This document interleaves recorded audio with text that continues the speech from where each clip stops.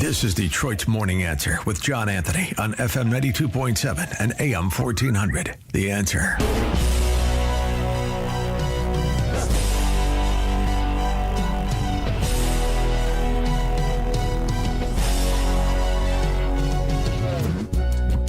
Good morning, Detroit.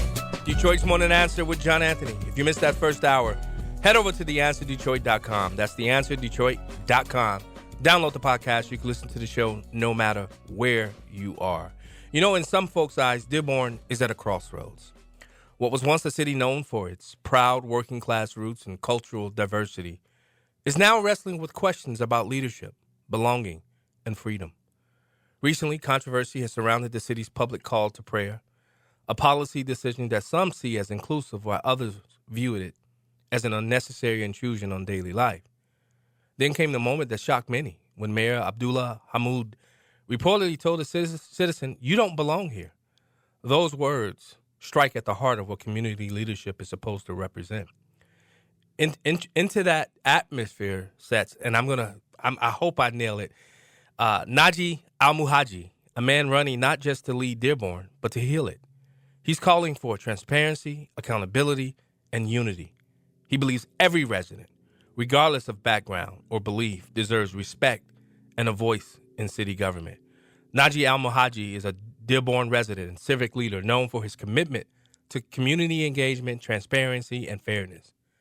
He represents a strong contrast to the current administration under Mayor Abdullah Hammoud, emphasizing leadership that unites rather than divides.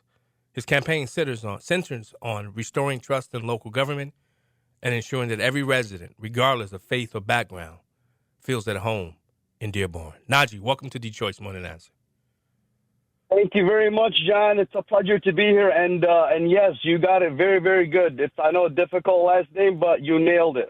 Yes. You know, I always love to hear that when I nail a name, man. That means everything because I am a butcher of names, and I mean it in no disrespectful terms or form. but no worries. And it's great to be here. I'm so glad you're here. But Nagi, what inspired you to step into this race, especially in such a charged political and cultural climate in Dearborn? That's a great question, John. So, as you mentioned, I've lived here pretty much all my life since I came when I was a little boy.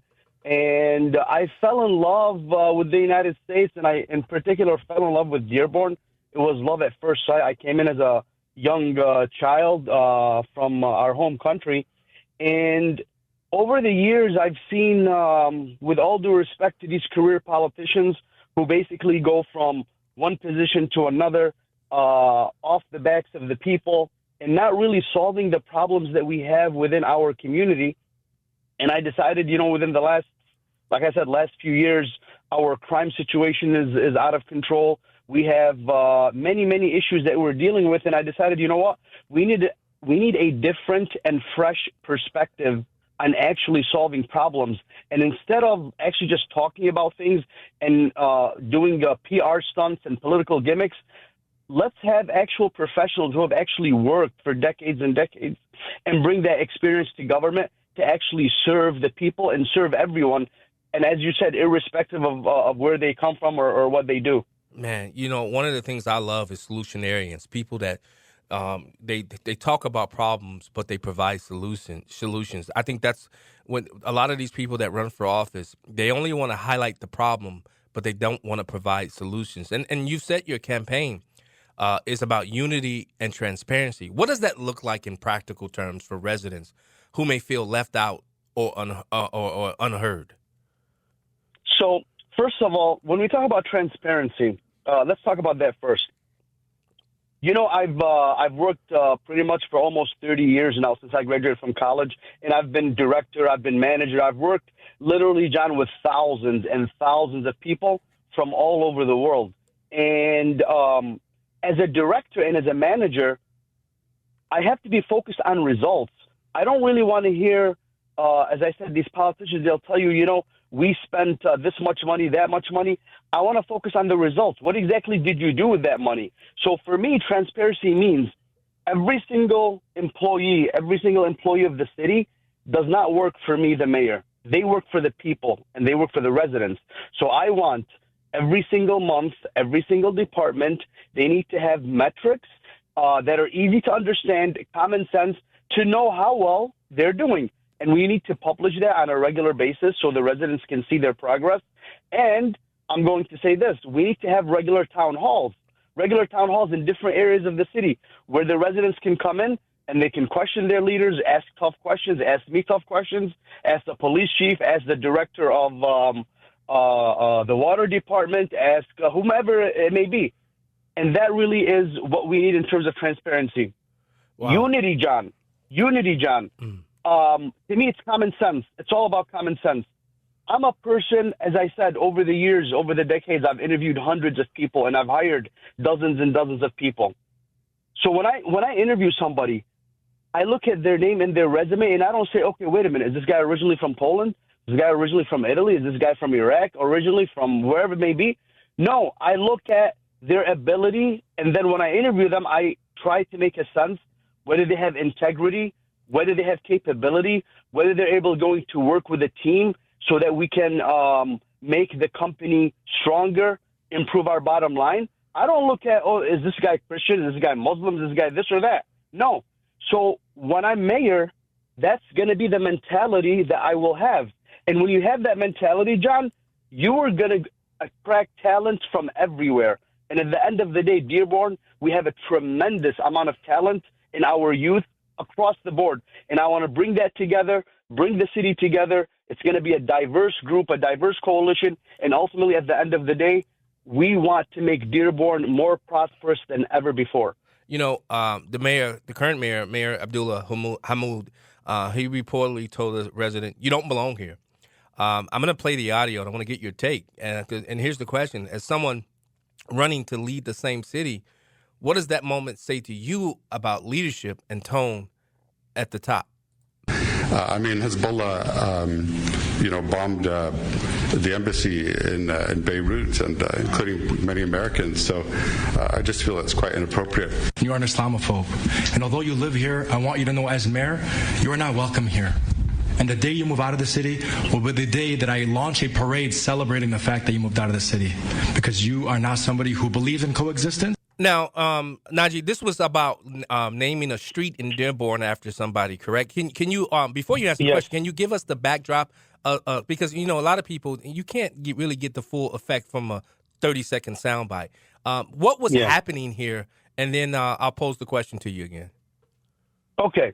So one thing that people should do, and I highly recommend that people do that, is actually take a look at the full interaction. It was about maybe something like 6 minutes, where there was a gentleman who, a resident of Dearborn, he went to the city council to address the city council, and he was expressing his concern about naming a street on Warren Avenue, which is in Dearborn, to somebody who does not really even live in Dearborn. He's not a resident of Dearborn anyway. So there were some people that took offense to that name. Now, here's the thing, John. Regardless of your opinion, whether you think it was a good idea or a bad idea, irrespective of that, let's set that aside. But as an American citizen, as a person who has the right to free speech, we live in a country where we have the Bill of Rights and we have our First Amendment, freedom of speech, freedom of religion. That person expressed his opinion to the city council, and the city council, they responded. They said this was done by Wayne County, yada, yada, yada. And then the person went back to his seat, and that's when my opponent launched into his tirade, which was seen around the world by tens and tens of millions of people. And when I saw that for the first time, I honestly, I was in absolute shock. I couldn't believe it.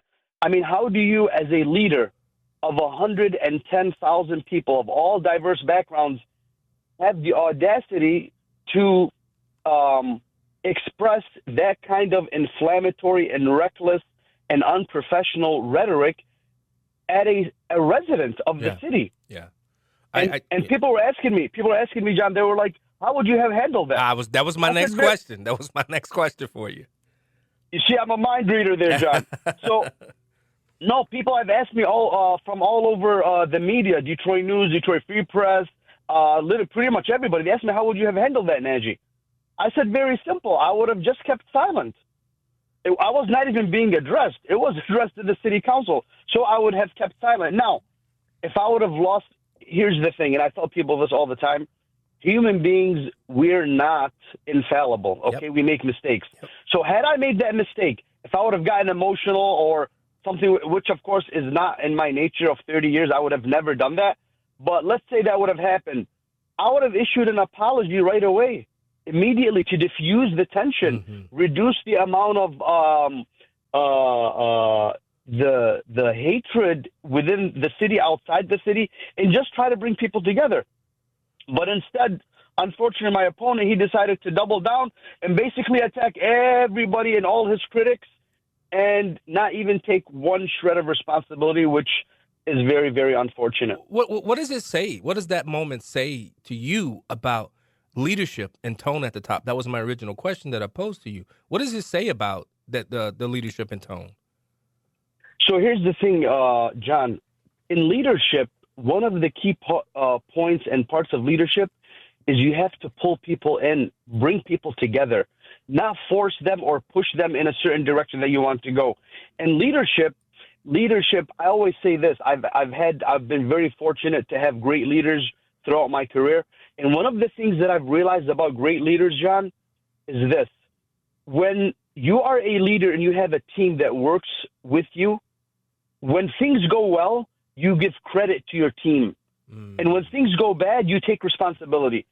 In this particular case, it's the exact opposite. Yeah. It's blame everybody else. I did nothing wrong. This person, the person who expresses opinion needs to leave the city, yada, yada, yada. Yeah. I mean, you can't have that as a mayor of 110,000 people. And unfortunately, as I said, the situation, the divisiveness is just getting worse and worse.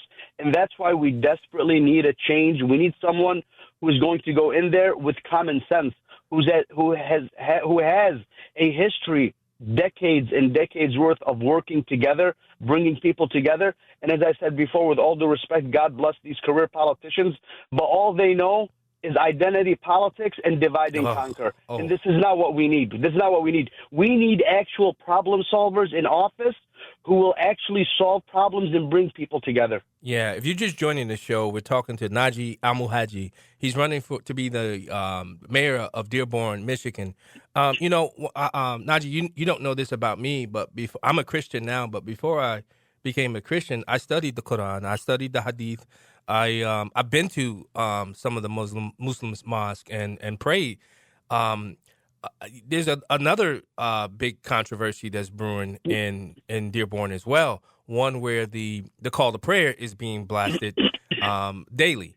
I kind of sort of agree with the police chief in this. And don't beat me down, y'all.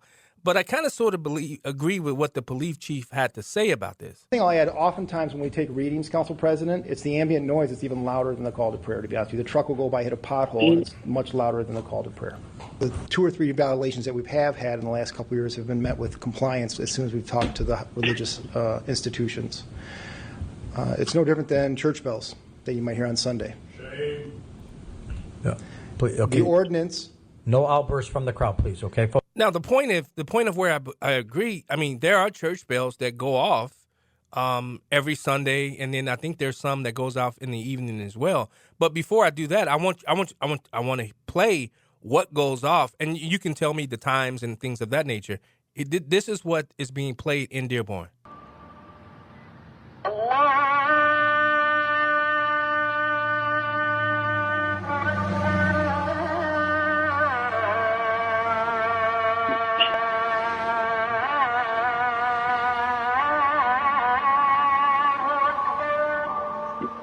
And it continues. Now, Nagi, how do you view that decision? And do you believe it represents all residents fairly? So here's what I believe, John. As I said before, we have the First Amendment, which is freedom of speech, freedom of religion, and those are sacrosanct. People, John, they died, and people fled their homelands and their countries to come to America to start a new future and to practice their religion freely. Okay, that's number one. Number two, here's the thing. ultimately, as I always said, it's about common sense. Okay? So common sense means if the call to prayer and whatever it may be, if we have freedom of religion, of course, 100%. But we have to make sure that it's within particular ordinance, so that it's not like that it's not so loud that it's basically waking up everybody. So it's not like a siren that there's a tornado going off. Right. You know what I mean? Right. You need to have like common sense. But ultimately, at the end of the day, it's and I always say this: within living in the United States, when you disagree with somebody, or if you agree with somebody 100% of the time, that's great. But in reality, we need to have the conversations. We need to bring people together, human interactions with people we disagree with. And my point is that I want to tell the audience is we have to be able to talk and work with each other. And even if I disagree with you, John, on something, or you disagree with me, it doesn't mean that I hate you, or it doesn't mean that you hate me. It means we have a difference of opinion, and that's okay. We still can be one family. I disagree with my brother on some things. It doesn't mean I hate them or this and that. And this is my point that I want to tell people. We live in a very diverse country, diverse city, and Dearborn is a microcosm of America. And at the end of the day, we're all human beings. God created us and put us on this earth, and we have to love one another, love thy neighbor. It doesn't say you love thy neighbor only if they're black, love thy neighbor only if they're white, or if they're from this origin or that origin. So we have to love everybody. And the most important thing, John, is to have respect and treat people the way you would want to be treated. That's basically where I'm coming from. What time of day is the call to prayer going off on? Do you know what time, the times that they play the call to prayer? So what we have prayer. We have prayer 5 times a day. Yeah. So it depends. It's based on it changes on a regular basis depending on the seasons. Okay. So for example, during the summer seasons, it will be like the last one might be like at 9 p.m. for example, or 9:30 p.m. And then as it gets the days get shorter, it gets reduced. So it changes. It's basically based on the seasons. Okay. Now I want to talk more about you.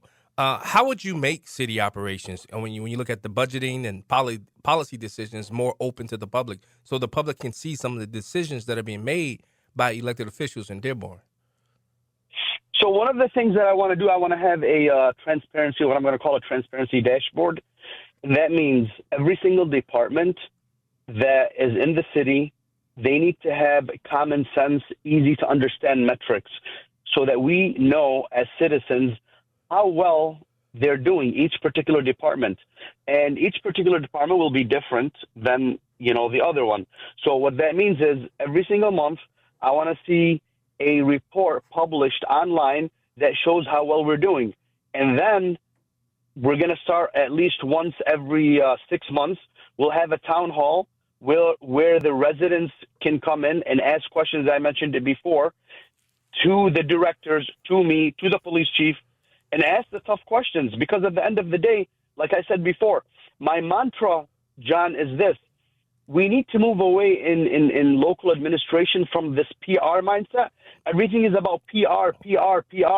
No, I want to go from a PR mindset to a problem-solving mindset and get people acclimated, get the workers acclimated to understanding that they work for the residents and I work for the residents, because ultimately my salary is being paid by you, the taxpayer.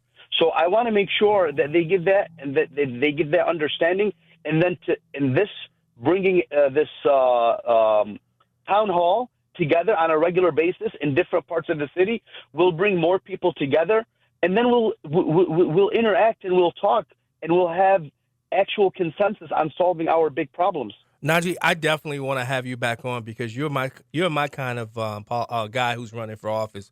I'm going to tell you. Listen, I offer the chance for the mayor to come on the show. To have his say on this. So, Mayor, I open up the show for you as well. But I will say this. The people of Dearborn, they're some of the nicest. The food is amazing. The people are great in Dearborn. And not one time have I had anybody come after me because of my Christian faith or anything like that. And I'm telling you, the people of Dearborn are great. Really quickly, we got about 25 seconds. Where can people find you? How can they get involved in your campaign?